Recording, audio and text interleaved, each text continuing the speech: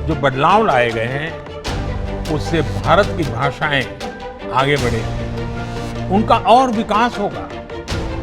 ये भारत के ज्ञान को तो बढ़ाएगी ही, भारत की एकता को भी बढ़ाएगी।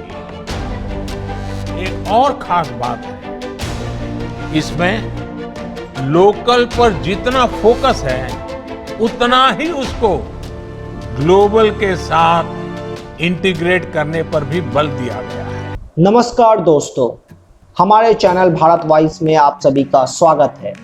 21वीं सदी में हम सभी भारत को पुनः विश्व गुरु बनाने का सपना देख रहे हैं। मैल्कम एक्स की एक कोट से हम समझ सकते हैं कि विश्व गुरु बनने के लिए सबसे इंपॉर्टेंट क्या हो सकता है। उन्होंने कहा था, education is the passport to the future, for tomorrow belongs to those who prepare for it today. तो आज हम इस वीडियो में हमारे करंट एजुकेशन सिस्टम पे नजर डालेंगे और आखिर क्यों मोदी गवर्नमेंट को नेशनल एजुकेशन पॉलिसी 2020 लानी पड़ी। साथ ही हम आपको एनईपी से क्या बदलाव आने वाला है यह समझाएंगे। वीडियो स्टार्ट होने से पहले जिन्होंने भी हमारे चैनल को सब्सक्राइब नहीं किया, सब्सक्राइब कर लो यार।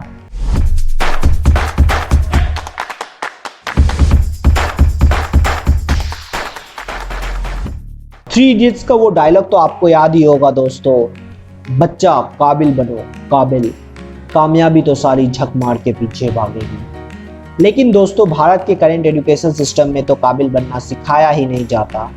अगर आप ध्यान दे के सोचे तो हमें स्कूल लेवल पे सोचने की आज़ादी होती ही नहीं है। Innovation and current education system में लगता है 36 का आंकड़ा है। हमारा एजुकेशन सिस्टम कुछ नया ना करके ट्राइड एंड टेस्टेड पे ही ज़्यादा विश्वास रखता है। अगर किसी ने कोई थ्योरी दिया है और पूरी दुनिया उसे मान रही है तो हमारे बच्चों को उस पर सवाल उठाने का कोई हक नहीं होता।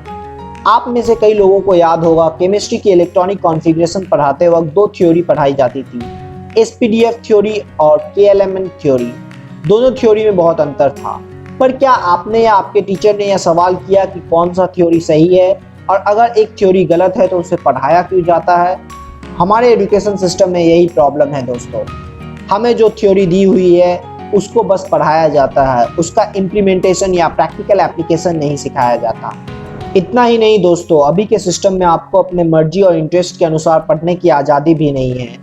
मान लीजिए आपको साइंस पढ़ना है और आपका फिजिक्स या केमिस्ट्री कमज़ोर है तो आप साइंस नहीं पढ़ सकते, या फिर आपको साइंस के साथ साथ कॉमर्स की भी जानकारी चाहिए, तो क्या आप अभी कर सकते हैं? नहीं।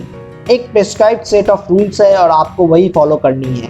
इवन बचपन से ही किताबों की बोझ इतना ज़्यादा होता है कि सीखने का मौका बहुत कम होता है। कहीं ना कहीं ये एजुकेशन सिस्टम स्टूडेंट्स को काबिल बनाने के जगह उन पे ज़्यादा स्ट्रेस बना देता है।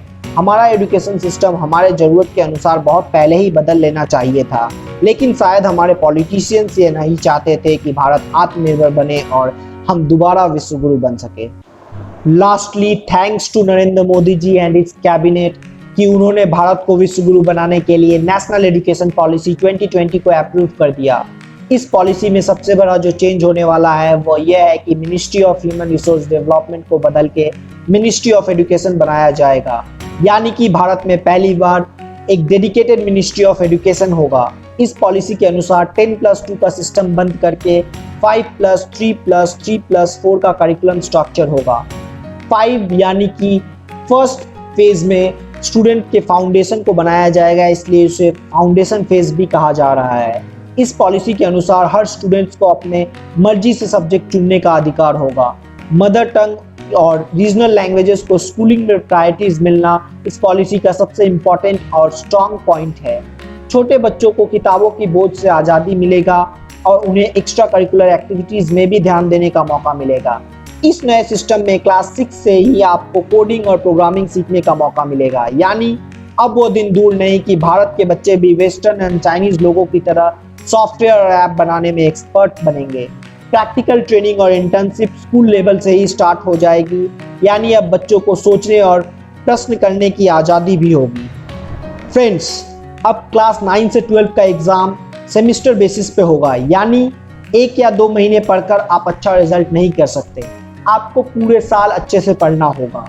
इवन रिपोर्ट कार्ड भी 360 डिग्री असेसमेंट के आधार पे बनेगा। इसका मतलब है आप स्कूल और ट्यूशंस के नोट्स रट्टा मारकर भी अच्छा रिजल्ट नहीं कर सकते। और मान लीजिए किसी कारण बस आपका 12th में अच्छा रिजल्ट नहीं आता है, तो भी आपको निराश होने की ज़रूरत नहीं है। पहले के मुकाबले अब आपके पास होप ज़्यादा है कि आप अच्छे कॉलेजेस में एडमिशन पा सकते हैं। कॉलेजेस में एडमिशन के लिए अब कॉमन एडमिशन टेस्ट के थ्रू भी आप जा सकते हैं। पुराने सिस्टम के अनुसार अगर आपने ग्रेजुएशन की पढ़ाई बीच में छोड़ दिया तो आपको कोई डिग्री नहीं मिलता था, लेकिन नए सिस्टम में ऐसा नहीं होगा। 1 साल के बाद अगर आपने पढ़ाई छोड़ दिया तो आपको सर्टिफिकेट मिलेगा, 2 साल बाद डिप्लोमा, 3 साल बाद बैचलर डिग्री और 4 साल कंप्लीट करने के बाद आपको बैचलर डिग्री विथ रिसर्च मिलेगा।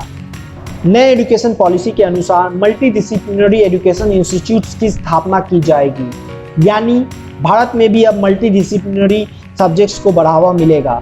Higher education commission of India medical और लीगल एजुकेशन छोड़ के बाकी हायर एजुकेशन को कंट्रोल करेगी। इवन एजुकेशन बजट को भी भारतीय सरकार बढ़ाकर भारत के जीडीपी के 6% तक करेगी। कॉलेजेस को एफिलिएशन सिस्टम से हटाकर ऑटोनोमस करने का प्लान भी इस पॉलिसी में शामिल है। फ्रेंड्स, ये एजुकेशन पॉलिसी हर एंगल से अपकमिंग स्टूडेंट्स के लिए बेहद लाभदायक सिद्ध होने वाला है। लेकिन कई लोगों को यह डाउट हो रहा है कि जो लोग पुराने सिस्टम से पास हुए हैं उनका क्या होगा। क्या एमफिल की डिग्री जो कि नई सिस्टम में बंद कर दी गई है उसका कोई वैल्यू नहीं रहेगा? तो दोस्तों, आपको डरने की कोई ज़रूरत नहीं है। आपकी डिग्री उतनी ही वैलिड रहेगी जितनी की पहले थी। ये सिस्टम आने वाले फ्यूचर के लिए है। हालांकि कई देश विरोधी ताकतें इस चेंज को लेकर बहुत तरह के भ्रांतियां फैलाने की कोशिश कर रही हैं, लेकिन पहले नज़र में देखकर जो लग रहा है, यह पॉलिसी भारत को पुनः आत्मनिर्भर और विश्व गुरु बनाने की तरफ एक अहम कदम है। आपको अगर यह वीडियो पसंद आया है तो इसे लाइक करें, ज़्यादा से ज़्यादा अपने दोस्तों के साथ शेयर करें। फ्रेंड्स, आप हमें कमेंट सेक्शन में ज़रूर बताएं कि आपको नए एजुकेशन सिस्टम से क्या उम्मीद है। आगे आने वाले वीडियोस के लिए हमारे चैनल को सब्सक्राइब करना ना भूलें। जय हिंद, वंदे मातरम।